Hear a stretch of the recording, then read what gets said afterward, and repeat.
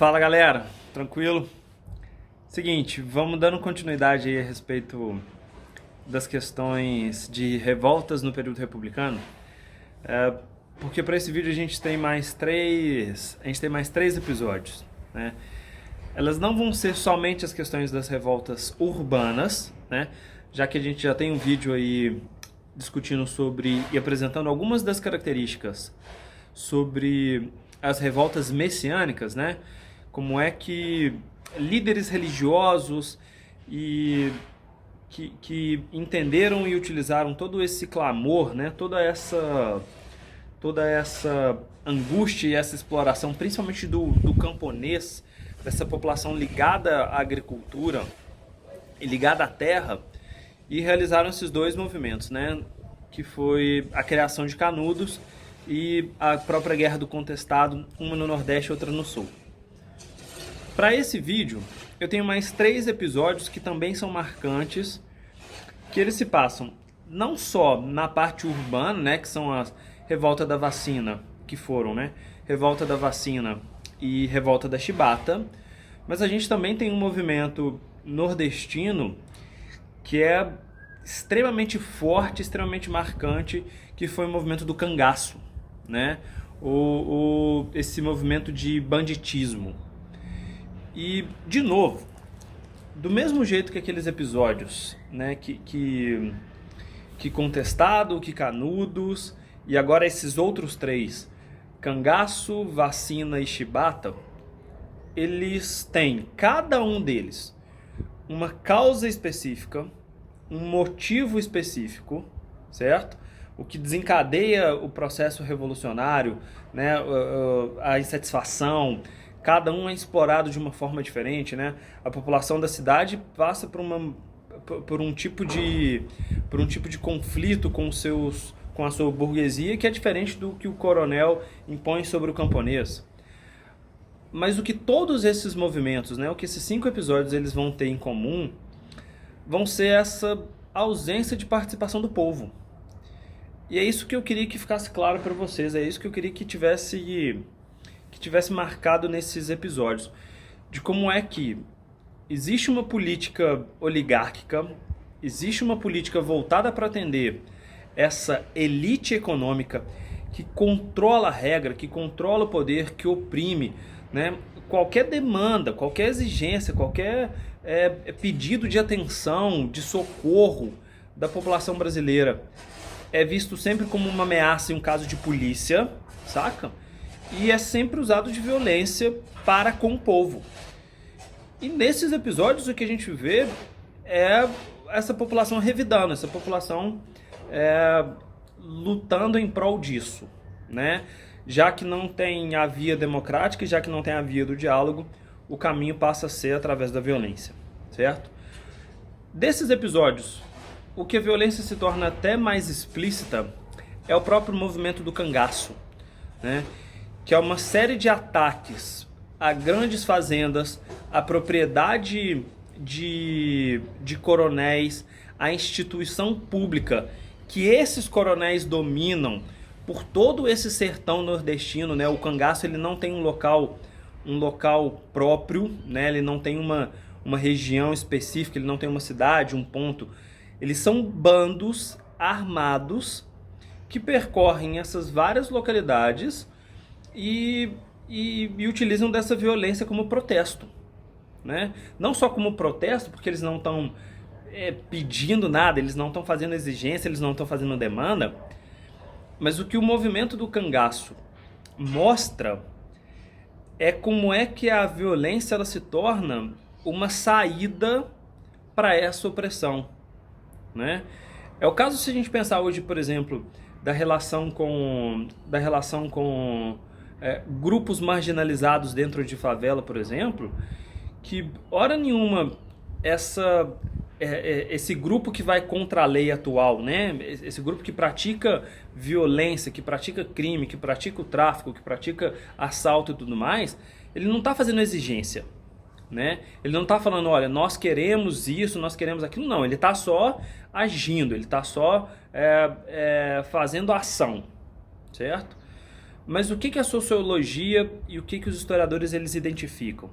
Que na verdade esse movimento ele é um recurso que a população usa, né? A saída para o crime, a saída para o tráfico, a saída para o assalto, a saída para o roubo, ela é uma alternativa que essa população tem, já que ela não teve outro caminho.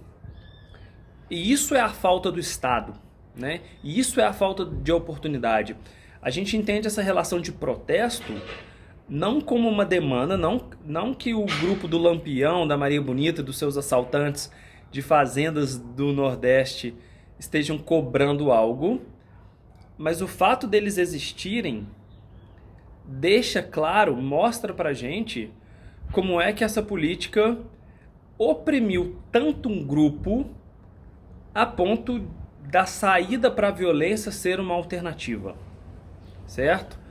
Então, é onde a gente vê, é onde eu queria que vocês tivessem essa reflexão bastante clara, né? Onde eu queria que vocês tivessem essa análise bastante clara.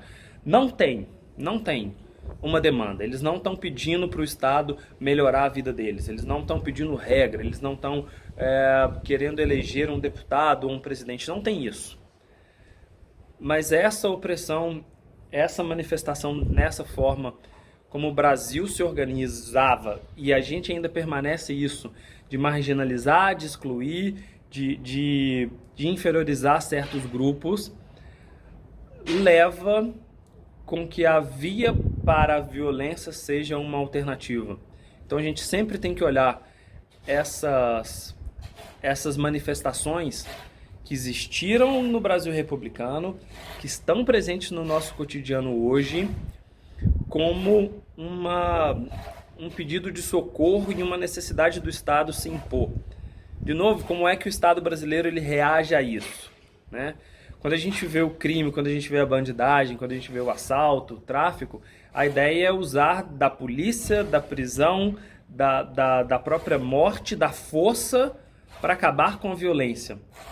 E não de criar estruturas em que essas pessoas sejam absorvidas e tenham oportunidades. Então, é um link muito forte, é um link muito grande que eu queria que vocês tivessem, que fizessem com o grupo atual, com o movimento do cangaço, beleza?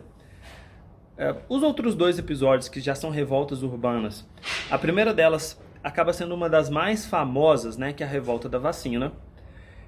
Ela, por ironia, inicia por uma boa causa, né, porque se a gente parar para pensar, quem pode ser contra uma vacina?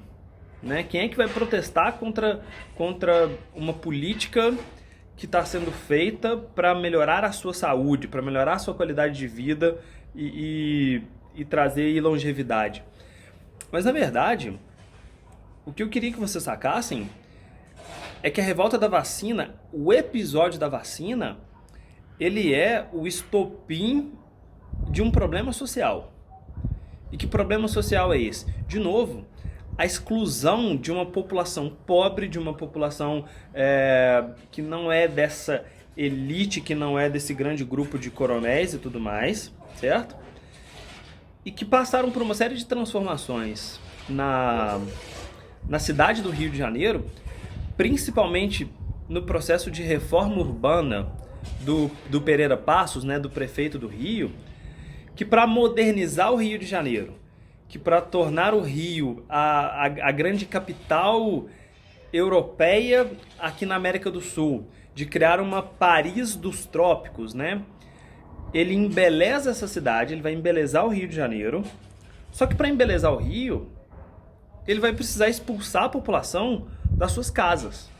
Porque o povo pobre, o trabalhador, o operário, todo tipo de serviçal, ele vive no centro da cidade, ele vive no centro urbano.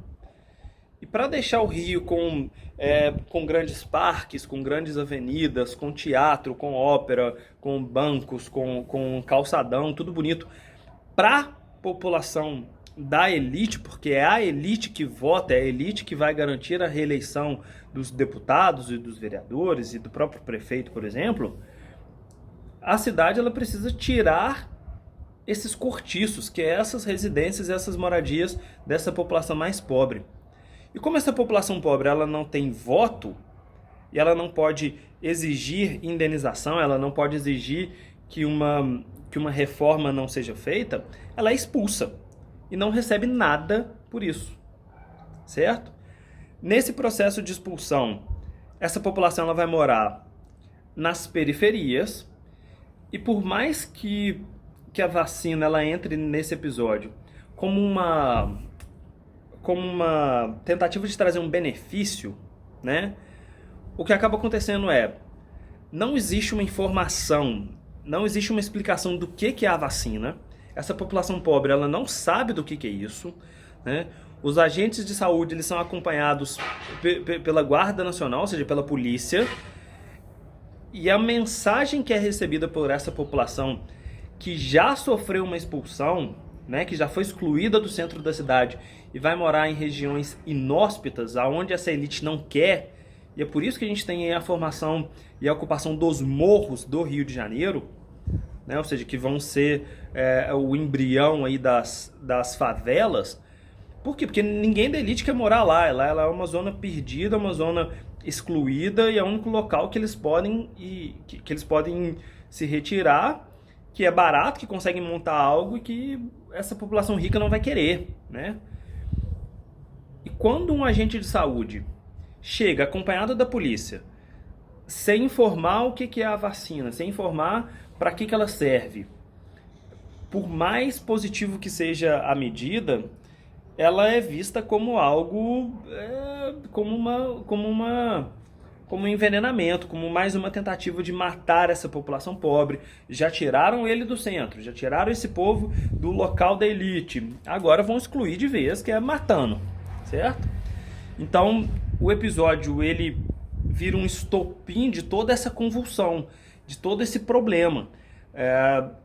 Os grupos marginalizados não aceitam a vacina, não aceitam a medida da obrigatoriedade, porque eles não sabem o porquê que isso é obrigado, né? Não são informados, e junta todas essas insatisfações, né? A expulsão, a precariedade de vida, a falta de higiene, a falta de instrução, a falta de trabalho, de bons salários, tudo isso vira o grande motivo para se rebelar, certo? Tomam a cidade, vários grupos desses se unem aos primeiros revoltosos, gera um grande conflito aí com as autoridades e acaba marcando a história por ser aí esse estopim e deixar evidente pra gente uma série de problemas que existem nessa sociedade, ok? O último dos episódios vai ser a Revolta da Chibata. E essa é um caso exclusivo de dentro da Marinha, ok? Liderados aí pelo marinheiro Antônio Cândido. E uma das grandes reivindicações dos marinheiros é o fim da punição corporal dentro da Marinha. E o que isso significa? Que todos os marinheiros, caso eles cometessem algum equívoco, caso cometessem algum erro, caso precisassem ser punidos, a medida de punição era a chibatada, certo? E o problema dessa medida é que ela não se aplicava a todos os marinheiros, certo? Então ela não existia uma igualdade, não existia um equilíbrio dessa justiça. Por quê? Porque se os marinheiros de alta patente, se os marinheiros brancos, se o marinheiro de elite cometesse a mesma infração do que um marinheiro negro, do que um marinheiro pobre, eles não eram punidos da mesma forma, certo? E nesse caso existe uma condição muito explícita, né, um simbolismo muito forte na questão da chibatada, e para a punição ser feita, os marinheiros eles eram amarrados no tronco dentro do navio e eram açoitados. E isso é um símbolo extremamente vívido, né, extremamente presente e utilizado em todos os séculos de escravidão brasileira.